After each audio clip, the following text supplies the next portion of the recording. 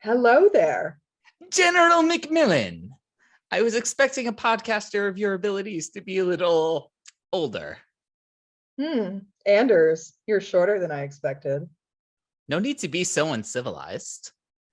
Anyway, I'm Anders. That's Colleen. Join us along with our co-host Daniel and Flo for yet another Star Wars podcast, because the internet can never have enough nerds talking about Star Wars.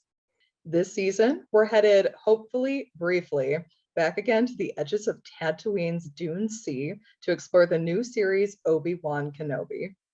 We'll search our feelings for what we know is true, that changing your first name from Obi-Wan to Ben is the most effective cover story in the history of the galaxy.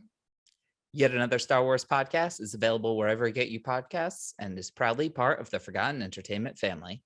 Hey there, I'm Mr. Black. And I'm Mr. Green. And we're a couple of guys who met in a comic book store. Together we host the Pint O' Comics podcast, where we invite listeners to join us to talk about movies, TV, comics, music, or just whatever. Starting very soon, we'll be joining up with the fine folks at Forgotten Entertainment for a special limited series called On the QT, where we talk Tarantino. Every week for 10 weeks, a guest will join us to chat about every Quentin Tarantino movie, from Reservoir Dogs to Once Upon a Time in Hollywood. So join us starting in May 2021. On the QT is available wherever you download your podcasts and is part of the Forgotten Entertainment family. Ooh, that's a bingo.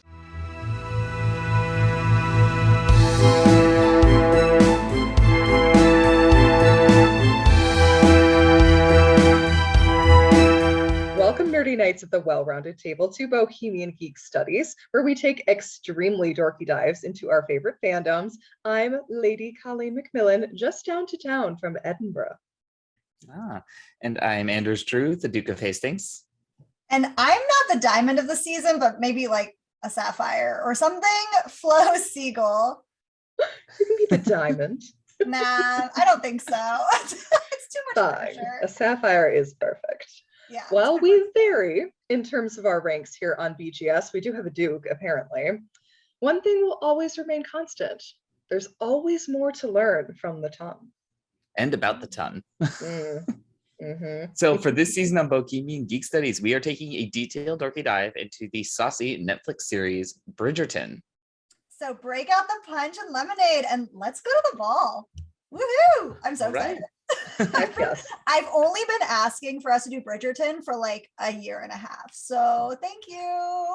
Yes, I'm very, very ready for our Bridgerton chat. So for this first episode, we're not going to dive into season 2 right away. We're going to recap season 1, chat a little bit about the things we enjoyed, stuff that surprised us, things that we might not have enjoyed quite so much.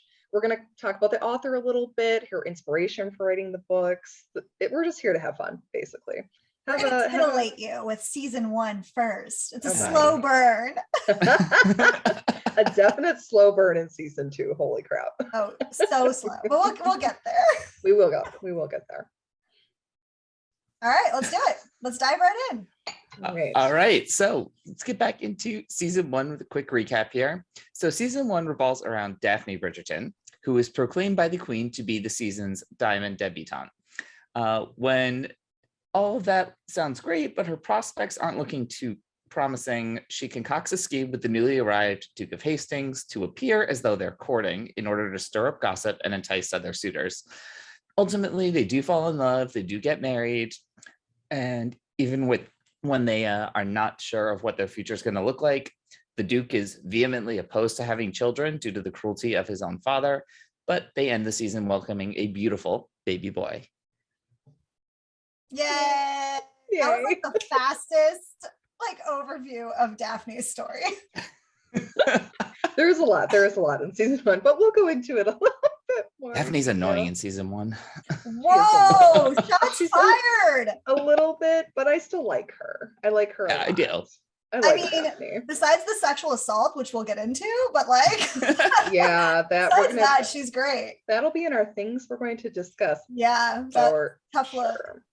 Tough looks for Daphne there. Mm-hmm. Elsewhere, my favorites, the Featheringtons are having great financial troubles and attempting to debut all 3 of their daughters at once. Then Marina arrives, quite beautiful, a distant cousin who's looking for a match of her own. It turns out Marina is already pregnant, though. Uh-oh, this is not good for that time period where you can't even hold hands or be in a room alone with a man. And when the news breaks, it stops her engagement to Colleen Bridgerton. But she ultimately leaves town with a husband who's willing to care for her, which was very sweet.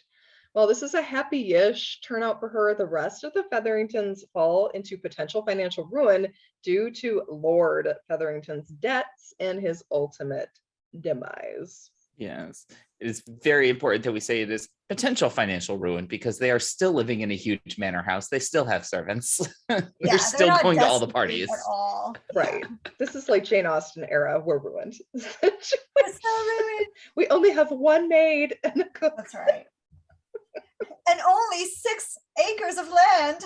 However shall we survive? Oh, we don't even have a guest room. Oh, That's right. God. It's unbelievable. While hovering over all of this is the mysterious Lady Whistledown, a new gossip columnist who is gaining access to secrets of many of the town's most influential people. Eloise Bridgerton runs an unsuccessful investigation to unmask the writer, and it is revealed in the finale that she is none other than Penelope, the youngest and most overlooked Featherington daughter. We stan Penelope. She's great. I love Pen. Of course it's her. Her name is Pen. Yeah, she's Gotta be the one. But I will say, like, I do wish that Eloise had just like had a little bit more to do in season 1, but she gets hers in season 2, so it's fine. Mm-hmm. Mm-hmm. And who knows what season 3 will bring? Who knows? Indeed. I think it's. I'm gonna guess Flo Benedict. knows because I'm gonna guess Flo read all the books. Well, okay, so here's the thing. I did read all the books, actually. Like, this is probably important to say at the top. I read all the books last summer after watching season 1. So I had not read the books when I watched season 1. I read them after. I read them all. And so in theory, I know where this is headed, but there are a lot of people who think that they're going to go off quite a bit from the way the books are, especially because, like, we already know that it's Penelope, but in the books, we don't actually find out it's Penelope until Colin's story. Okay. So we are kind of ahead of that. Maybe I'll save some spoilers for later, but I don't actually know who season 3 is going to be about. My guess is either the Colin Penelope story, which would make the most sense, just because we've already seen them so much, or Eloise.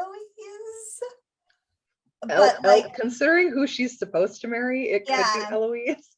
Yeah, I am concerned about how they're going to treat Eloise only because of the situation. And also Eloise is supposed to be like a maid for quite a long time. So I want them to hit up Francesca, like justice for Francesca, who is overlooked in these 2 seasons. Her story is the hottest. And I'm here for it. My mom hated that book. My mom read all the books. That was her least favorite. Wait, why? She doesn't like the smut as much. And I was like, I'm ready for that. So this message goes specifically to Colleen's mom. Roxy, we need to talk. This is not okay. Francesca is a gem and her book is hot. I am very ready for Francesca. Get ready. Have you read the books, Colleen?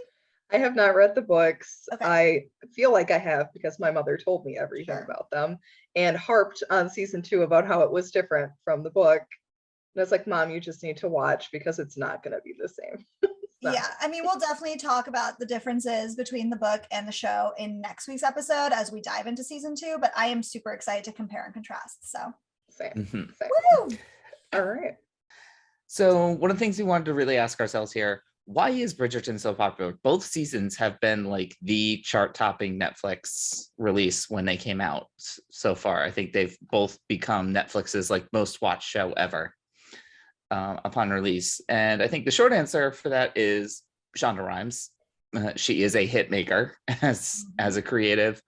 And I think you guys are going to get into some of the particular things about kind of what she brings to a show, but I think we do just need to remember when season 1 was released in the context of the world at that time. It was about 9 months into the COVID-19 pandemic. It was Christmas time. It was our first COVID Christmas, I think.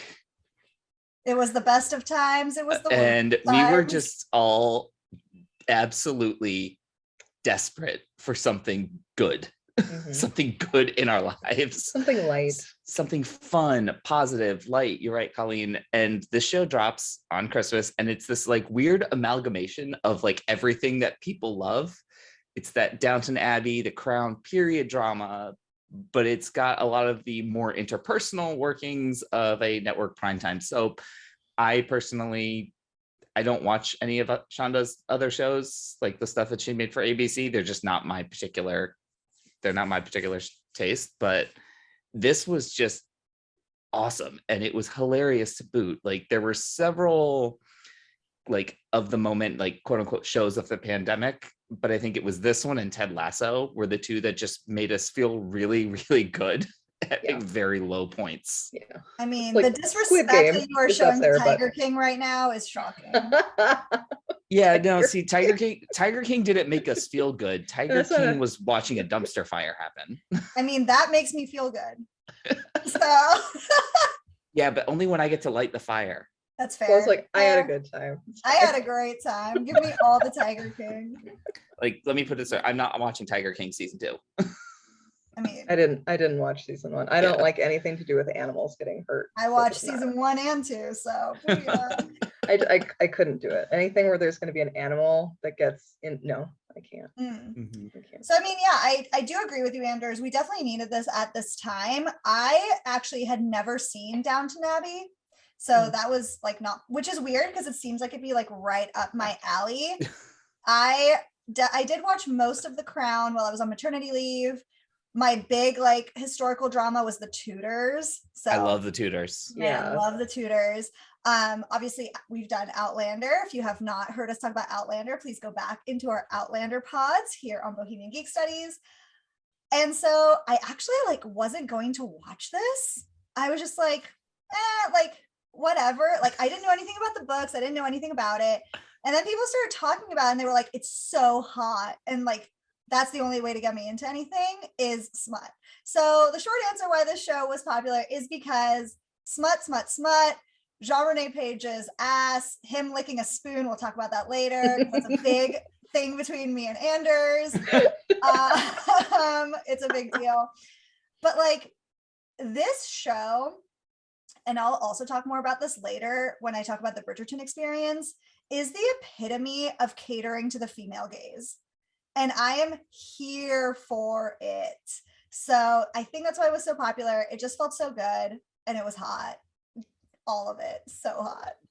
I definitely agree. It is very female gaze. But that's fine because we haven't had very much of that. That's so right. We are very much here for this. And I think it's enjoyable for guys too. Yeah.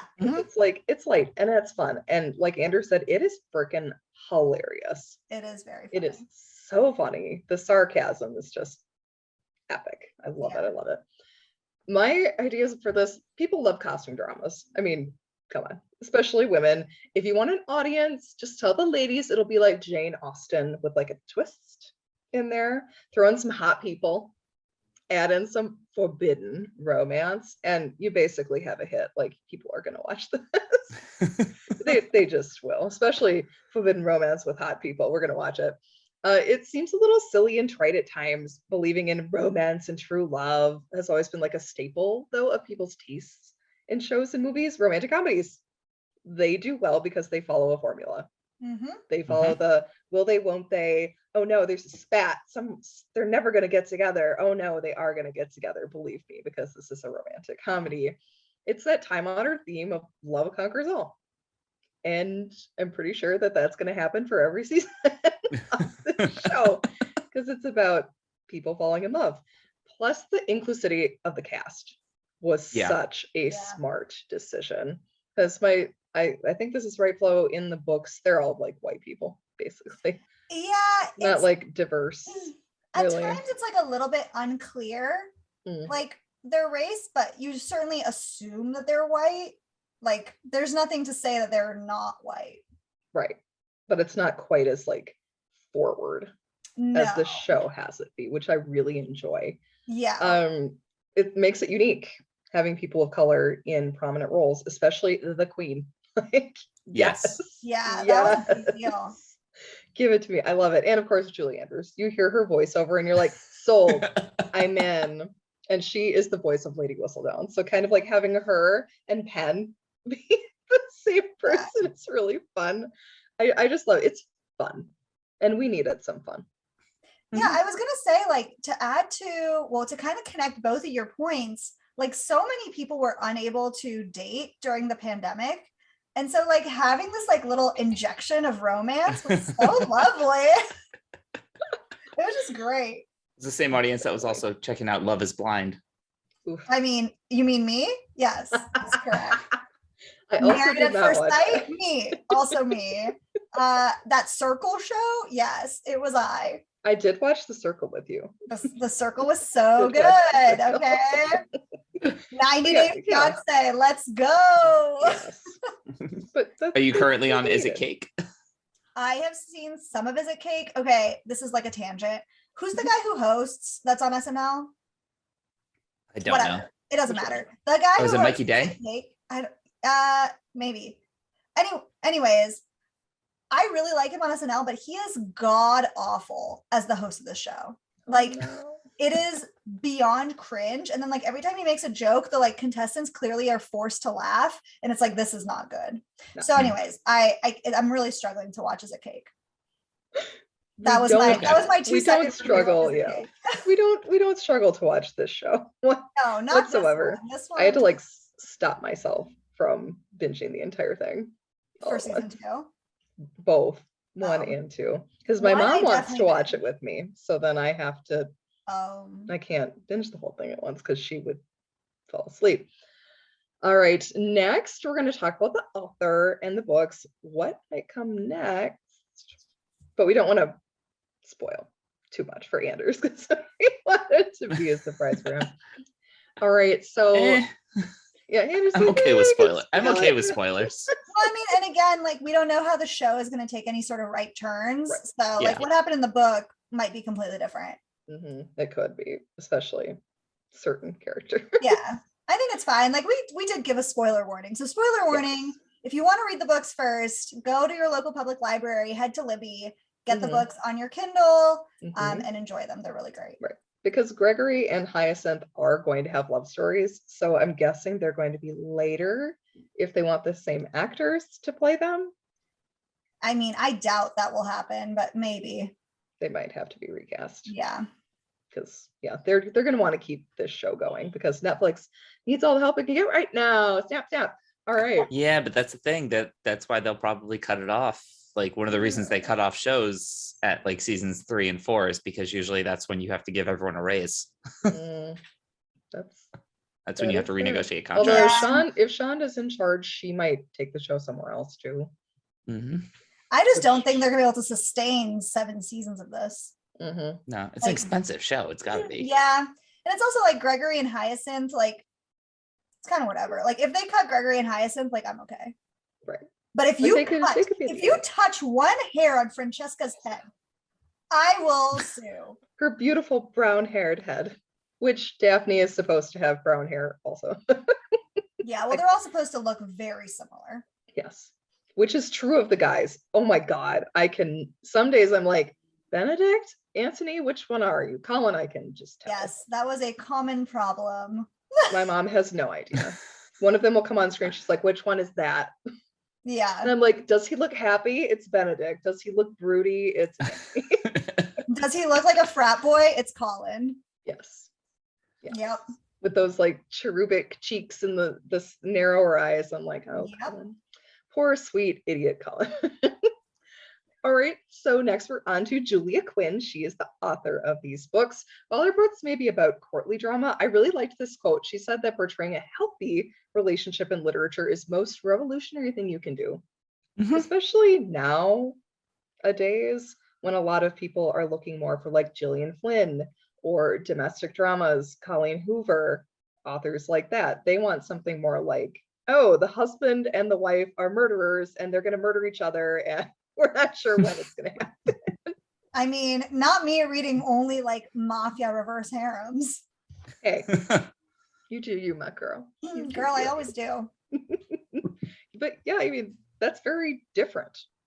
We're Mhm. not into that quite as much. And yeah, these have like the drama leading into the relationship. But from what my mom has said, their relationships once they get married are pretty like they go well. In season 2, Daphne and the Duke seem to be doing great. Oh yeah, well they're Like- doing great because he's not there. Yeah. My poor baby. I wish that he were there. Ugh, I love him. Okay, Julia Quinn, she was a Harvard College graduate. She almost became a doctor. She kind of was heading into graduation, was like, I don't really know what I want to do with my life. Like finding a job seems really hard. Like, oh, you went to Harvard, I'm sure it's going to be super hard. She decided to give writing a try. So she wrote books and kept putting off medical school, like being like, next year I'll apply, next year I'll apply. But she finally abandoned it when she got into like there was a bidding war for her books. So she's like, yeah, I think I'm going to do this instead. Totally fine. She became a full-time author. I love it. I love it. Smart. Isn't it just the dream? That is my dream. I wish that would happen for me. Ooh, someday, everyone. Hey, I just need to write. The Falls romance. needs to get a Netflix adaptation. I would love her to get a Netflix adaptation. That would be so good. I already know who I would cast too. Oh, I know, right? It's like, ooh, Yes. definitely.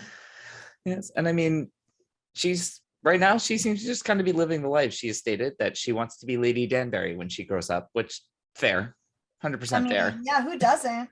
So fair. Yeah, I read an article where they were like, what's your favorite character? And she's like, I don't really have a favorite, but Lady Danbury.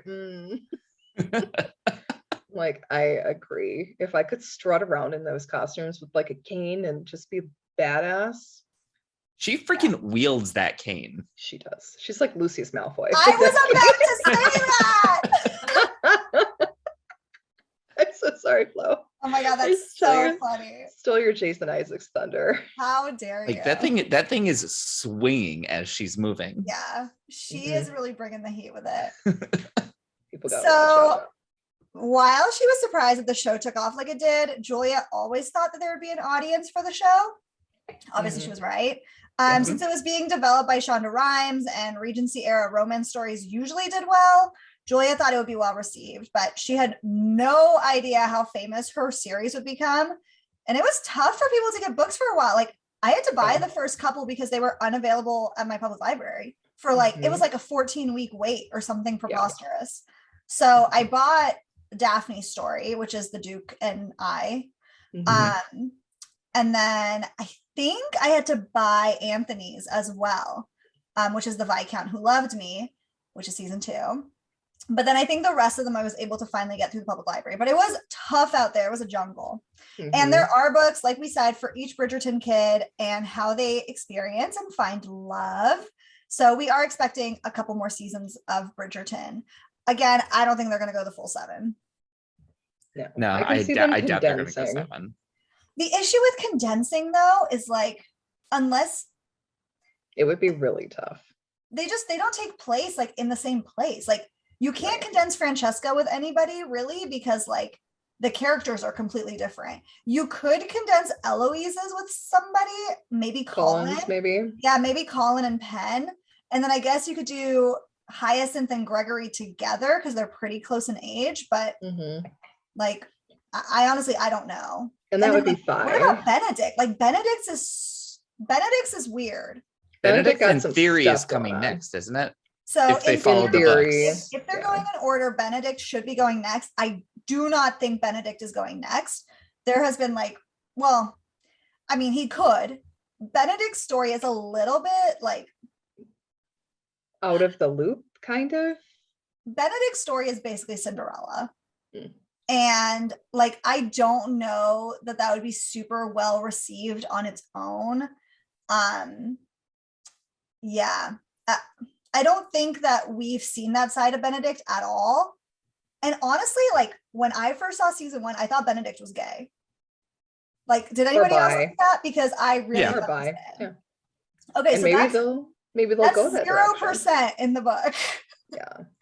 So I don't know what they're going to be doing with Benedict's story, but I'm here for it. I hope it's like super hot gay sex. So That would be let's go. amazing. I love Benedict. I think he is cute and he's funny and Yeah. he's so supportive of his siblings. Like well, you know, there's the heir and there's the spare, and he's like the spare, but he just embraces his life. Mhm. And it's, Yeah, he does. His story was okay. It was Mhm. very predictable. It was probably my least favorite. Maybe his and Hyacinth were my least favorite. that's so funny. I think those are my mom's too. Really? Oh my gosh, how funny. Yeah, no. But yeah, no, if I were to guess, just based on like show construction and how they've set up the characters currently, I would think we could get Colin and Penn, and we could get Eloise, and then they would cut it off there. And if they do that over the course of 2 seasons, like they condense one or they overlap a little bit, that's where they would go. Because at this point, those are the characters that we actually like know. Right. The younger kids we just don't know yet. They would have to also develop them as like fully fleshed out characters. Yeah. Because You know, I I totally think- forgot Francesca was there in the first season. They And never in the even second mentioned season. Francesca. It's shameful. To be Yeah. fair, at that time, like Francesca would have been, She's at school, I think. she or would have been at something. school, and then like she kind of gets married off page. Mm. And then spoiler, her husband dies and she marries somebody else in a very hot way. I mean, I think Yeah, she's a very young widow. she is, yes, poor thing. There's no doubt we're going to get Colin and Penn. No doubt. For sure. You we're have to getting do Colin and Penn. And then I do think we are going to get Eloise. How we get it, I don't know. That'll be interesting. Yeah. Oh, See, how I we don't. get I it. also wanna don't talk want about that this because now? actually, I want Talk about Eloise to end up happily unmarried with like a couple of side pieces for when she has to get some energy out. That but, would be like, amazing. That would have been incredible. She does wait a long time to get married. I think Mhm. she's like 28 when she gets married. Ancient. Yeah, she's an old maid. The person she marries will probably shock. Well, the person she marries, we have been introduced to. Yeah, we already know the person that she marries. Do you have a guess, Anders? Eloise, who could she marry? It kind of makes sense when I think about it, especially his scenes from this season. Honestly, it's like the most minor character. Yeah, very minor. It's a minor character. Oh my god, I'm so. I can't. this is like, I can't oh my think. I God. can't think. I can't think of it. I can't think of anybody off the top of my head. No. Do you want us to just tell you, Uh, or do you want us to save it? That one's kind of a big one. It is. yeah, a- save it till after we Okay. record. So we that will doesn't save end up it. So if you have not read Eloise's book, go read it before you get to the end of BGS coverage of Bridgerton. Okay. Okay. Oh, yeah. Next up. All right. Next up. So one of the biggest things that they did with this show on Netflix, the soundtrack. Oh my god. They have good. this habit. They take pop songs, but they have them played by the full orchestra or like the string quartets, and it's this very classical piece. I don't listen to a ton of music, so I wasn't really as familiar with a lot of the tracks in season 1 that I was with season 2. Same. But like I think it was Thank You Next is the one that I that clued me into this is what is going on. Mhm. Mhm. I love that they did And it's that. a really cool piece of the Bridgerton puzzle. It's a really, really cool concept. So they did in season 1, Ariana Grande's Thank You Next, Taylor Swift, Wildest Dreams, Billie Eilish, Bad Guy. Those last 2, I literally don't think I've heard the modern versions before. So Sorry. Wildest Dreams? Sorry, what? yeah, no, You might have heard Wildest Dreams. there's a chance. I don't know about the Billie Wildest Eilish. Dreams. Oh. But what do you guys think about the soundtrack? Amazing. I was a fan of the Mhm. Vitamin String Quartet like years Yeah. ago. And so it was so great to see them having such a great revival with this. Spotify has a great Bridgerton Essentials playlist. Mhm. Yeah, I love it. It's just like really great to work to, like if you're just putting it on as background music. Right. It just like makes like, again, I'll talk about the Bridgerton experience, but my friend Helene and I went, and in the car ride there, like in our full regalia, we played the Bridgerton Essentials playlist. And it just like felt great. You just feel like high class. I like that they took popular songs because it helps the audience a little bit more. Like there are certain Austen adaptations where I'm like, can we get away from whatever song is playing right now? Yeah. Not in the Keira Knightley, Matthew McFadden scene in Pride and Prejudice, though, because that is hot. That was great. Holy shit. That dance scene between them where they kind of cleared, it looks like the floor is cleared and it's just them hot. That movie overall is just hot. Yes, I agree. We're going to talk about Jane Austen an awful lot for this podcast as the season goes on. Speaking of Jane Austen, our next section is how historically accurate is Bridgerton? As Anders wrote in the outline, not very, which is fair. It's not. Yeah, it's not. Considering we just talked about the music that they injected into the show is more modern with the songs that we know. The show is actually set during the Regency era in England. It gets some of the things right. Like some of them it does. And some things very, very, very wrong. We're going to talk about that here. We don't really care. The show is supposed to be fun and decadent. Wouldn't be good little researchers, though, if we didn't dig a little deeper and try and find some little historical nuggets. So the Regency era was from 1795 to 1837. That's like a rough estimate. People have got all kinds of different date ranges for it. This incorporates the end of George III's rule as king, who was the king during the American Revolution, and he was starting to go crazy, which they do show on Bridgerton. This is the time of like Jane Austen, Lord Byron, Mary Shelley, love her, what a queen. Regency era saw the rise of the novel. Like, oh my God, people are reading novels. Oh, disgusting, especially women. Like they were like, women are reading. How dare So they?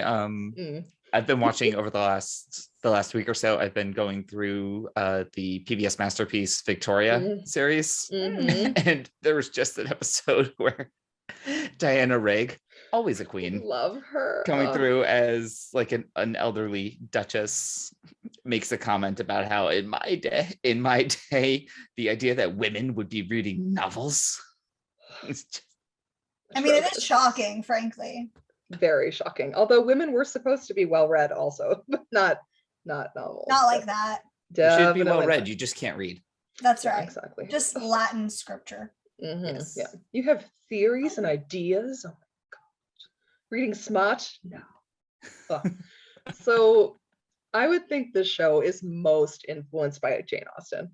Very, very much. If you're familiar with any of her writing, you know how her works always end in a marriage. So definitely keep that in mind when we're going into the next seasons. This is not going to be a sad ending for anybody, really. Well, yeah. And so we talked about the inclusivity of the cast earlier. Now, there were examples of Black nobles during this period, but it was nowhere near as widespread or as accepted as the show depicts. I think that the show does do a good job of like making reference to that sort of thing, like kind of we know that this isn't how it is. If you're interested in another piece that kind of touches on this, the film Belle focuses on just such a person, a Black woman of noble birth who had to deal with being a noble lady as well as a person of color in the late 1700s. Spoiler alert, it was not pleasant. No, she died fairly young. Yes. Which sucked, but she was very wealthy. Like she was an heiress. And her cousin, who was like the beautiful, prim, proper white girl, didn't have money really. So it was really interesting to see their relationship. Like, I much prefer the Bridgerton version. Yeah. Like King George fell in love with Charlotte, and she was a person of color. Yes. Well, as far as they're concerned, I think the show, it does do a good job of referring to George III and how they depict him as this, like we just feel for these two. So King George III had several bouts with mental health issues.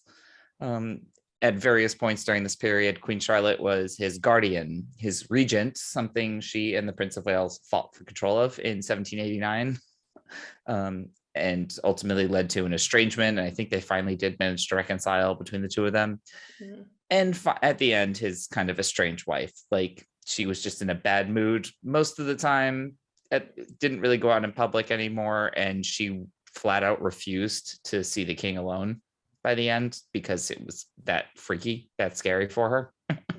And just painful. Like, yeah, You actually liked your husband, and then that happened, especially back then when it was basically like marriage of convenience and alliances. Opportunity. Yeah. Right. It's just so sad. Well, on a lighter note, let's talk about bonnets. Oh. No. Yeah, so all these women with just like their hair out is shocking. They would have been wearing bonnets outside of their homes.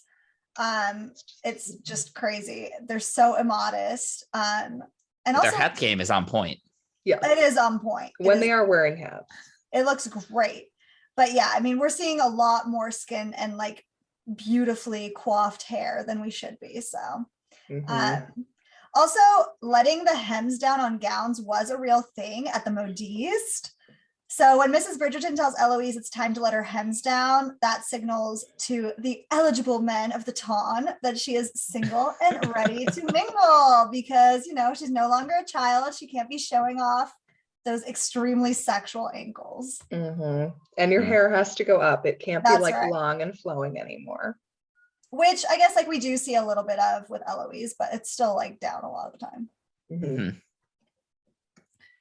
Speaking of the hair, the dresses. All right, so let's talk about who we think the best fit. Who's got the best costumes for season 1? I'm giving it up to Lady Danbury's collars. Those things look fucking awesome.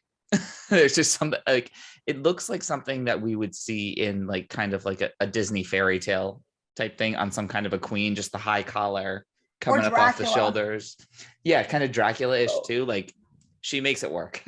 Yeah. And I gotta say, I think, yeah. And her top hats. And the top hats. And then you just top it off with the cane. The cane is such a signature thing. The cane is out of control. I'm here for it. You know who else is out of control? Lady Featherington. Holy crap.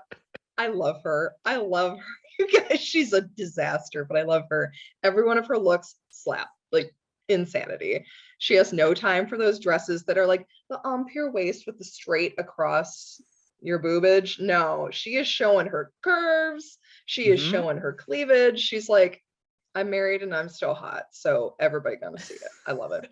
My favorite look of hers though is the purple and gold from the garden party. Holy shit, she looks so good. And she's got the golden gloves that go like all the way up to the elbow. So she's still like a little bit modest, but she's letting that hourglass figure pop. Like, yeah, girl, get it. All the younger girls are like in the straight cut dresses with the empire waist, and she's like, no. She's tacky as fuck, but she owns it. I'm here for it. Tacky as fuck. I love it. So right, many Flo, like who's got over the the best top fit? jewels. I am a big fan. I'm gonna do 2. I'm a big fan of the tiaras. First of all, I think everybody should have a tiara all the time. So all the like headpieces, I was super, super into. Marina's like flowers in her hair were absolutely gorgeous throughout the entire season. I loved those. But I think my winner has to be the Duke of Hastings pants. Sir. Ooh, they had the hardest job of the whole season. Sir. I think I like passed out at like numerous intervals. I had to rewind many times. This is probably a good time to talk about that spoon scene. So I still don't know what it is. Hilarious. So if you don't know what we're talking about, there is a scene where the Duke takes Daphne out. They're like at a tea shop, and the man sticks the spoon in his mouth. And like, I mean, I wish I had a spoon right now to like replicate it for all of you watching on YouTube, but he just like slowly licks it and like puts it in his mouth. And I was like, I texted the group, I was like, team, like the spoon. And Andrew's like, what the fuck are you talking about, Flo? Like, what are you I guess I haven't gotten there yet. And then it turns out it was like 3 episodes beforehand. And I was just like, I didn't notice. I was embarrassed for you. I was more like Daphne. I was like this too. Like, I rewound it like 6 times. I was like, never stop licking the spoon. But anyways, obviously then we get into like the hotter scenes. And this man is just like owning the fuck out of these like short pants with like the fucking waist ties situation. I am just here. Also, like, I never thought I would say this, but like this man in a nightshirt, like my mind is blown. I can't. I cannot. So thank you, Shonda. Thank you, Duke of Hastings. Thank you, costuming department. Woo! I will say, like, consider the costumes on the show are incredible. Colleen, you mentioned like what all the younger girls are kind of wearing, and that's actually one thing I was thinking about it prepping for this episode. And like, who had the best costumes? And I realized like Daphne's costumes, most of like the young girls, their costumes are boring as fuck. Except the Featheringtons, because Except for the they're supposed to be Featheringtons, because they have tacky. the brighter colors and everything. Mhm. Yeah, like I mean, Daphne's just got that like pastel. Yeah, but White. obviously, like, White. I enjoy a light blue number. I like the light I like blue. that as a color, but then I was like looking back at the costumes and I was just like, God, compared to everyone No, else. the issue is not her costuming. The issue is those disgusting teeny tiny bangs things that are on the sides of her head that make her look like she's an ant. And that is so in like It's that so time gross. period. Like that was fairly close. Thank God they got rid of that in season 2 because it was distracting. It was just like, no, we need to not. Be either do bangs or don't do bangs. Yeah. Stop. Pick a lane, Daph. All right, so we've got things we want to discuss now. So here we go. Yes. To start us off with, I just want to warn everyone, I will be gushing about Jane Austen pretty much throughout this pod season. If you'd love to hear another person rant about Austen, though, please check out our friend Andrea and her cousin Paul on the Kinfolklore podcast. They're doing like period pieces right now, and holy crap, Yes, she's awesome. gonna rant about Austen, and I am here for it because she loves Jane Austen, and so do I. I'm just like, here for it. Yeah, like I said, I've been going back through a lot of like period pieces. I just watched Vanity Fair on Amazon Prime, which has Eloise Bridgerton as a main cast member. Oh, Really? Yes. I love Vanity Fair. That's the first time where I was like, they made Giles evil. No. I was actually okay. So Buffy. okay, we're going up. Buffy's Okay, so we're going on a Vampire tangent here, I guess. He seriously, like, he was Giles, and then every other time I've seen him be a character, he's a total dick. Yeah. Every single Same. character He's on Bridgerton season 2. He is a dick. He's a dick in season 2. He's a dick on Ted Lasso. I know. I love you so much, Anthony Stewart Head. Please be a good guy again. That's the funniest thing too, is that he's the nicest dude, and he's playing all these douchebags. Speaking of douchebags, my mom and I had quite a discussion about this. We need to talk about how women are not being there for women in Bridgerton, especially mothers to their daughters. Just no. I was like, no, whatever is happening, no. I wanted to strangle Lady Bridgerton in season 1 for not explaining sex to Daphne. Yeah. Like, no, just no. Well, so maybe we pause here, hold on, to talk about how that affected Daphne. Yeah. Because this Mhm. poor girl like went into marriage absolutely not knowing what to expect on her wedding night. And it was shocking, like, and scary. And she's very young. Yeah, she's like 21, I think, supposed to be. Yeah, and like all of this, like hiding what is actually happening, leads to a lot of blurred lines about consent and about like what people's roles are in a relationship, in a marriage, just in society. So Daphne thinks that really her one job is to be a mother, right? And she will do that however she feels like she needs to. And so we, warning, like, if you are sensitive to this, there is a sexual assault in season 1, in which Daphne sexually assaults the Duke and like forces herself onto him and like forces him to finish inside of her so that she can try and get pregnant, which he was very adamant, like he did not want children, and she married him with that full knowledge. So, Lady Bridgerton like really fucked up Daphne. She like continues to fuck up the rest of her kids. But at least like it seems like the boys like have passed on information to each other. And I do think that eventually the girls do like pass things on. Like it seems like Hyacinth, by the time she gets to her book, is more in the know. Thank goodness, because Yeah. seriously, I was just like, I think it was the first episode when Eloise and Penn are talking about a woman who got pregnant before she was married, and they had no idea how she did it. Yeah. They're Yeah. like, but how do you get pregnant before you're married? And I was sitting there like, oh my God, there's no sex ed. Well, I mean, there isn't Lady really now. Bridgerton just like fumble through it with Daphne was like mind-boggling. Yeah. Like my The 4-year-old knows metaphors. more than Like Daphne leave the did. metaphors behind. Like it's not flowering a bush or whatever. Like It was no. crazy. It's like this doesn't even make sense. Like she wouldn't even like know like what a penis even like is. I mean, maybe like she's seen her brothers, but like how would That you like thing's ever coming at assume you. that that's Just- going inside of you? Yeah. They are exactly. just, yeah. And I mean, it even goes beyond sex, just with how sheltered these poor girls were. Like, Yeah. Daphne, like I mentioned Daphne being like annoying in season 1. A lot of it is just like she's never had to actually Live or do things, like the slightest inconvenience, and she's ready to just tell the Duke, all right, so we're leaving separate lives now. Like you go over here, I'm gonna go over here. We never have to see each other again. We just got married 2 weeks ago and had a minor disagreement. Yeah. The fights. Yeah. Like, because I don't know if they never saw their parents fighting, which doesn't seem likely. But come on, Lady Bridgerton, you had how many damn kids? You know how sex works. Please tell your children how sex works. Just like, oh my God. It hasn't gotten, I mean, it's gotten better, but really, has it? When I'm gonna be 40 this year. And when I was in school for sex ed, we were like in 6th grade or whatever, they separated the girls and the boys. Yeah, same. For different talks. And it's like, this is ridiculous. You need to be in the same room. It has this like mysticism about sex and about virginity and about all these misconceptions about it. Like, no, just call it a penis and call it a vagina and let the kids laugh and be like, yeah, this is just the medical term. What? Just come on. Let's be grown-ups about this and actually have the conversation with kids instead of being like, no, we're going to separate you and make it really uncomfortable. Mm-hmm. Yeah. It's shameful. That's just it. Like, it's shameful to think about sex or talk about sex. And, oh no, he held your hand.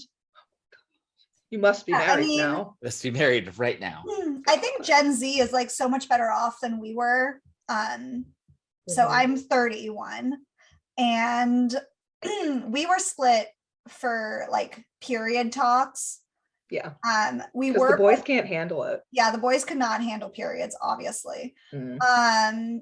We were put together like in 8th grade or something for health class. And then we were definitely together in 9th grade. And we had somebody from I grew up in California. We had somebody from Planned Parenthood come and do a 2-week stint where we like learned how to put condoms on. Yeah, it was really great. We did not get it. It was really, really great. But at the same time, like it was still shameful. Like we still didn't talk about it. I remember the first time I had sex, like I was so embarrassed to go buy condoms. Like I thought I would just like collapse into a puddle on the floor. We were given the Mean Girls sex ed talk, like you will get don't chlamydia. Have sex standing up. Don't have sex.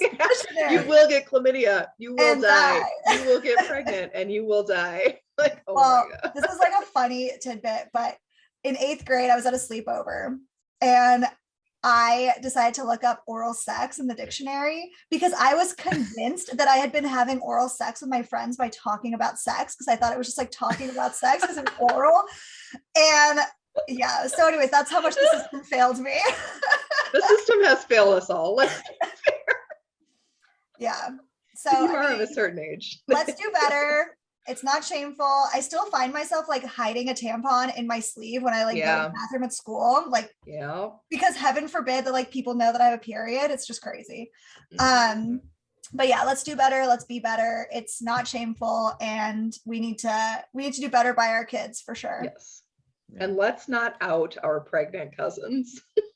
Let's not out our pregnant cousins because we want to marry the one that they're engaged to. Yeah, Penn, real tough look. We're going to have a lot of talk about Penn for our season 2 coverage. Yeah. Anything else you two kind of want to talk about? Yes.